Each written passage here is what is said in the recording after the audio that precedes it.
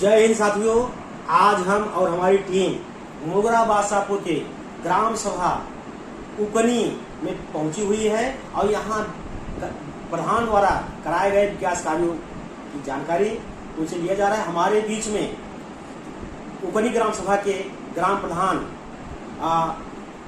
या यूँ कहें ग्राम प्रधान प्रतिनिधि शैलेश सिंह हैं और यहाँ इस ग्राम सभा के ग्राम प्रधान प्रिया सिंह हैं, जो कि शैलेश सिंह के ऊपर सब कुछ है। यही जो है कि यहाँ के कारोबार देखते हैं और विकास कार्य जो विकास की जो कड़ी है उसको जो है कि जोड़ने का पूरा भरसक प्रयास कर रहे हैं। हम कुछ क्षणों में आपसे इनसे रूबरू कराते हैं हमारे बीच में और हमारे चैनल जुड़ चुके हैं। हम आपको बता दें दोस्तों कि ग्राम पंचायत का चुनाव का जो बिगुल है वह बच चुका है, शंखनाद हो चुका है। सरकार मतदाता सूची का जो पुनरीक्षण है जो उसको जो है कि सही कराना है, मतलब ढंग से कंप्लीट करवाने में वो जुट गई है और चुनाव अपने समय होना है, अपने समय सरकार कराने जा रही है और चुनाव को लेकर के गांव में सरगर्मी बढ़ गई है। तो हमारे बीच में भैया शैलेश सिंह हैं, हम उनसे चलिए रूबरू कराते हैं, उनसे पूछते हैं कि 4 साल आपका बेमिसाल रहा, बेकार रहा। चलिए हमारे चैनल में आपका बहुत स्वागत है। बहुत बहुत धन्यवाद भैया। तो आपका भैया हम अपने चैनल के माध्यम से आपको बहुत बधाई देते हैं और यह जानना चाहते हैं कि आपका जो 4 साल विद्या है कि ये 4 साल बेमिसाल रहा, बेकार रहा, इस पर आप क्या कहेंगे? शासन की जो मंशा है उसके हिसाब से मैं विकास किया हूँ जी। जो भी सरकार से योजनाएं आ रही है मैं भरसक प्रयास करता हूँ कि धरातल पर और जो भी लाभार्थी उनके तक पहुँचे। और इसी क्रम में मैं हमारे यहाँ ग्राम पंचायत रायपुर उकनी में एक भी ऐसा व्यक्ति है 60 साल के ऊपर या विधवा नहीं है जिसकी मैं पेंशन न बनवा दिया हूँ। ऐसा कोई कहने वाला नहीं। उस पर हम बात अभी प्रधान जी उस पर भैया शैलेश भैया अभी तो हम बात करेंगे, लेकिन हम एक बात आपसे ये पूछना चाहते हैं, जिस दिन आप ग्राम प्रधान निर्वाचित हुए और माला आप पहने तो आपके दिल दिमाग कैसा महसूस हो रहा था कि यह जिम्मेदारी हमको मिली है तो हम कैसे इसको निभाएंगे? मैं उस समय ही सोच लिया था कि जो जिम्मेदारी मिली थी और मैं उसको पूरे तन मन धन से जिम्मेदारी का निर्वहन करूँगा और कर रहा हूँ। तो उस समय मतलब आप शपथ भी लिए और आपका पहला काम क्या था? शपथ लेने के मैं तुरंत बाद मैं ऐसा चकमार्ग कार्य शुरू किया कि जब से देश आजाद हुआ है उस चकरोट पे चकमार्ग पर मिट्टी नहीं पड़ी थी आज तक, सिर्फ वो कागज में था। मैं शपथ के दूसरे दिन से ही कार्य कराना शुरू कर दिया और निरंतर मैं कार्य करा रहा हूँ। आप जान लीजिए हमारे ग्राम सभा में करीबन 5 किलोमीटर चकमार्ग में बनाया हूँ जो किसानों को रोज का आवागमन रहता है, कहीं नहीं जा पाता था और समस्याएं थी, किसान आसानी से अपने खेत तक पहुँच नहीं पाते थे। तकरीबन मैं 5 किलोमीटर चकमार्ग नया बनवाया। जब से देश आजाद हुआ था उस पर मिट्टी नहीं थी, सिर्फ उस कागज में उसका नाम था, हाँ यहाँ चकमार्ग है जी।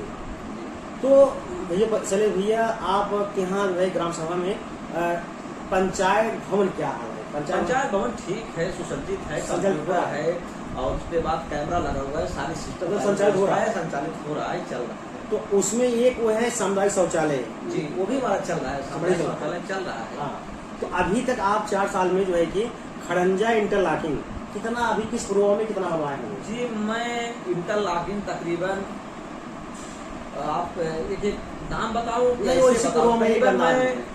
15 घर तक जोड़ने का कार्य किया हूँ इंटरलॉकिंग से, कम 10 से 15 घर तक मैं इंटरलॉकिंग जोड़ दिया। जबकि हमारे ग्राम सभा में इंटरलॉकिंग कोई जानता ही नहीं था कि इंटरलॉकिंग जो है प्रधानी कोटा में इंटरलॉकिंग भी आती है। मैं ऐसा पहली बार किया कि हमारे ग्राम सभा में लोग इंटरलॉकिंग पे चल रहे हैं, देख रहे हैं, हाँ इंटरलॉकिंग उनके प्रधानी में हुआ। जी। तो उसमें कच्चा काम लिया जाए तो नहीं, उसमें जैसे नाली उली का बताएं? नाली कराए हैं, नाली की समस्या बहुत कम थी हमारे यहाँ, 2-4 नाली में बनवाया हूँ। जहाँ प्राथमिक विद्यालय के पास नाली की समस्या जल जमाव होता था वहाँ पर मैं नाली का कार्य किया और गाँव में भी जहाँ समस्याएं थी चक्रोट, जैसे चक्रोट है, कच्चा काम है, मेड़बंदी है, चक्रोट है। मेड़बंदी मैं नहीं कराया, मतलब चकमार कराया, बंधा कराया, तालाब खुदवाया, ये सब कार्य में। तो अब जैसे जो बेचारे जैसे कहा जाता है रोटी कपड़ा और मकान, तो मकान पर जैसे आवास पर आप कितना काम कितना अभी तक कितना हमारे आवास हुआ यहाँ है? जब से देश आजाद हुआ था, मुसहर हमारे ग्राम सभा में तब से निवास कर रहे हैं, उनको आवास नहीं था, उनके पास रहने के लिए आवास नहीं था। जी। मैं उनका आवास बनवाने का कार्य किया। 2 मुसहर हमारे यहाँ थे जिसका पेपर मेंटेन था, जो हमारे यहाँ मेन निवासी थे, मैं उन लोगों का आवास देने का कार्य जी किया। जी। तो और अन्य जाति आप ग्राम सभा अन्य जातियों में जो विधवा थी उनको भी आवास मिला हमारे यहाँ, जो विकलांग थे उनको भी आवास मिला, और प्रधानमंत्री या मुख्यमंत्री जो भी आवास और आवेदन लोग किए हैं, हमारा लक्ष्य है कि कोई भी पात्र वंचित न छूटे। मैं घर घर जा करके मैं एक एक घर देख करके आया हूँ कि जो भी पात्र है, मैं पूरा प्रयास कर रहा हूँ उनको आवास दिलाने का कार्य करूँगा। जी। तो आप देखिए जैसे आपके यहाँ जैसे आप मतलब इस आयुष्मान कार्ड है, तो आयुष्मान कार्ड कितना अभी तक आपको? आयुष्मान कार्ड जितने भी पात्र थे, जितना भी सूची में नाम था, तकरीबन 95% लोगों का बन चुका है। अच्छा, उसमें आयुष्मान कार्ड बन चुका है? जी। अच्छा अच्छा अच्छा। तो प्रधान जी और जो है कि आपका जैसे वृद्धा पेंशन है, वृद्धा पेंशन है, उसमें विकलांग है और विधवा है, वृद्धा है, तो कहाँ तक आप? हमारे यहाँ ग्राम पंचायत में वृद्धा, विधवा, विकलांग कोई ऐसा व्यक्ति कहने वाला नहीं हमारी पेंशन नहीं बनी। मैं इतना अथक प्रयास करके लोगों से निवेदन किया कि आप ऑनलाइन कराइए, आप आय प्रमाण पत्र बनवाइए, किसी तरह सबका बनकर करा करके, पेपर मेंटेन करा करके, मैं जान लीजिए एक प्रकार से पूरे ग्राम सभा में ऐसा कोई व्यक्ति नहीं है जिसकी पेंशन न बने। जी। सब जो सरकारी योजना है उसका भरपूर लाभ होता है। जी। तो आप ग्राम सभा में बिजली जो पावर हाउस नजदीके है, लेकिन बिजली की समस्या कुछ ज्यादा ही थी। समस्या हमारे ग्राम सभा में बहुत बड़ी थी, जिसके लिए मैं विगत कई वर्षों से परेशान था। इस वर्ष शासन से बार बार आवेदन किया कि हमारे यहाँ एक बड़ा दीपक तले अंधेरे वाली बात थी। हमारे यहाँ 1,32,000 का पावर हाउस है, लेकिन हम लोगों को बिजली नहीं मिल रही थी। हम लोग अधिकारी कर्मचारियों से हमेशा अनुरोध करते थे कि सर हमारे यहाँ एक 33 kVA का पावर हाउस बन जाता तो हमारे यहाँ ग्राम सभा में जो विद्युत कटौती की समस्या है, लोड की समस्या है, वो खत्म हो जाती।